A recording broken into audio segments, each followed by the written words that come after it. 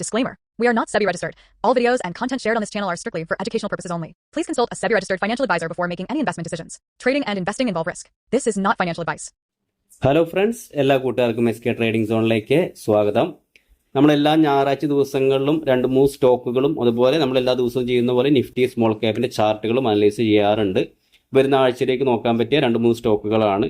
നമുക്കാദ്യം തന്നെ നിഫ്റ്റിയുടെ ചാർട്ടിലോട്ട് പോവാം. നിഫ്റ്റി കഴിഞ്ഞ വെള്ളിയാഴ്ച നമുക്കറിയാം ഒരു 96 പോയിന്റ് നെഗറ്റീവ് ക്ലോസിംഗ് ആയിരുന്നു നിഫ്റ്റിയിൽ ഉണ്ടായിരുന്നത്. പക്ഷേ സ്മോൾ ക്യാപ്പ് നമുക്കറിയാം ചെറിയൊരു പോസിറ്റീവിലായിട്ട് തന്നെ ക്ലോസ് ചെയ്തു. ഇപ്പോൾ ട്രംപ് വേറൊരു ബോംബ് പൊട്ടിച്ചിട്ടുണ്ട്. ഇനിയിപ്പോൾ അതെങ്ങനെയായിരിക്കും എഫക്റ്റ് ചെയ്യാൻ നമുക്ക് നാളത്തെ മാർക്കറ്റിൽ നമുക്ക് നോക്കാം. നമുക്ക് എന്തായാലും നിഫ്റ്റിയുടെ ചാർട്ടിലോട്ട് വരാം. നിഫ്റ്റി നമുക്ക് നോക്കിക്കഴിഞ്ഞാൽ ഈ ഒരു ട്രെൻഡിൽ നോക്കിക്കഴിഞ്ഞാൽ ഒരു റെസിസ്റ്റൻസ് ഏരിയയിലാണ് നിഫ്റ്റി ഉള്ളത്. അപ്പോൾ അവിടെ നോക്കിയാലും അവിടെ ചെറിയൊരു സെല്ലിങ് നമുക്ക് കാണാൻ സാധിക്കും. 2 ദിവസമായിട്ട് ആ റേഞ്ചിൽ നിന്ന് ചെറിയൊരു സെല്ലിംഗ് പ്രഷർ വന്നിട്ടുണ്ട്.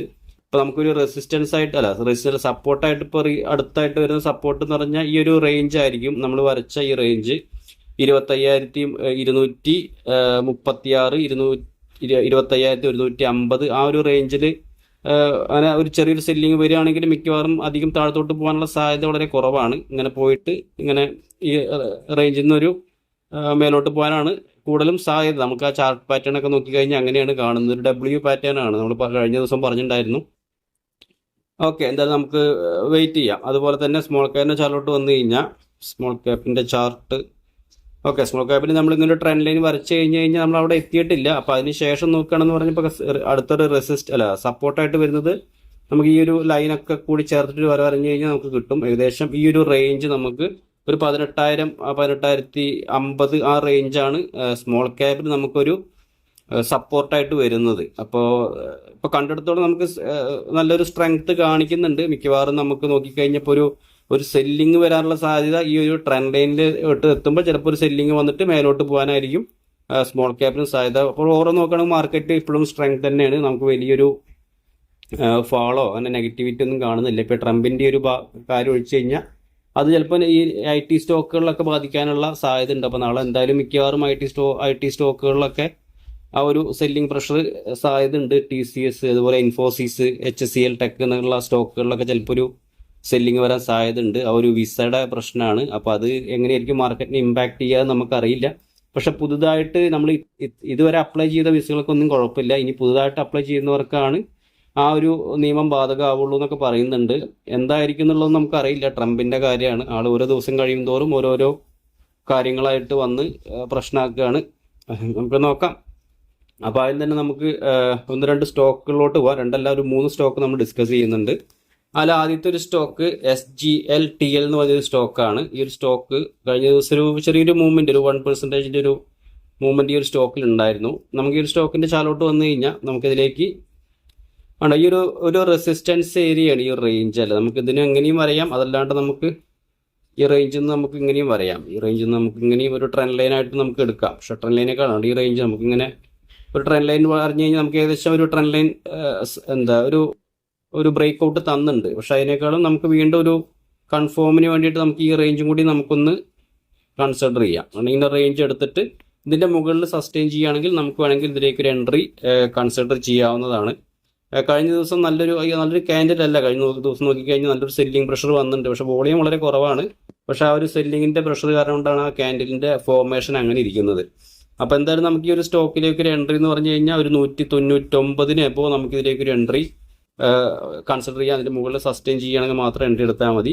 സ്റ്റോപ്പ് ലോസ് ആയിട്ട് നമുക്ക് ഈ റേഞ്ച് നമുക്കൊരു 190 റേഞ്ച് നമുക്ക് സ്റ്റോപ്പ് ലോസ് ആയിട്ടും അതുപോലെ ഒരു 212 നമുക്ക് ടാർഗറ്റായിട്ടും നമുക്കിതിൽ ഈ ഒരു സ്റ്റോക്കിലേക്ക് നോക്കാവുന്നതാണ്.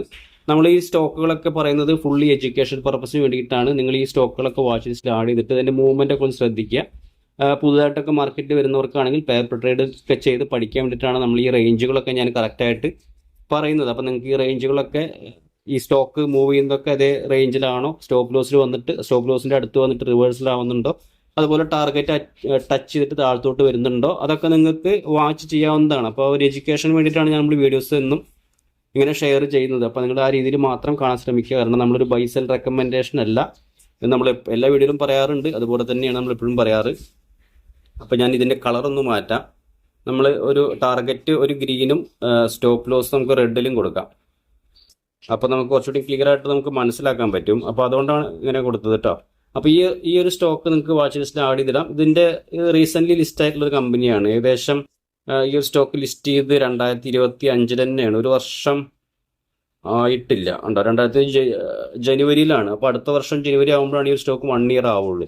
അപ്പോൾ അതിന് മുമ്പ് തന്നെ സ്റ്റോക്കിൽ നമുക്കറിയാം നല്ലൊരു താഴത്തോട്ട് പോയൊരു സ്റ്റോക്കാണ് അല്ലേ. ഇവിടുന്ന് നല്ല രീതിയിൽ താഴത്തോട്ട് വന്നു, പിന്നെ നല്ല റിക്കവർ ചെയ്ത് പതുക്കെ സ്റ്റോക്ക് മേലോട്ട് കയറി വരുന്നുണ്ട്. അപ്പോൾ അതുകൊണ്ട് നമുക്ക് മിക്കവാറും നമ്മൾക്ക് ഒരു സ്റ്റോക്കിലും ഒരു മൂവ്മെൻറ്റ് കിട്ടാനുള്ള സാധ്യത ഉണ്ട്. ഓക്കെ, രണ്ടാമത്തെ ഒരു സ്റ്റോക്ക് നോക്കാം. രണ്ടാമത്തെ ഒരു സ്റ്റോക്ക് PNGJL എന്ന് പറഞ്ഞൊരു സ്റ്റോക്കാണ്. അപ്പോൾ ഈ ഒരു സ്റ്റോക്കിൻ്റെ ചാർട്ടിലോട്ട് പോവാം. ഈ ഒരു സ്റ്റോക്ക് നമുക്ക് ഒരു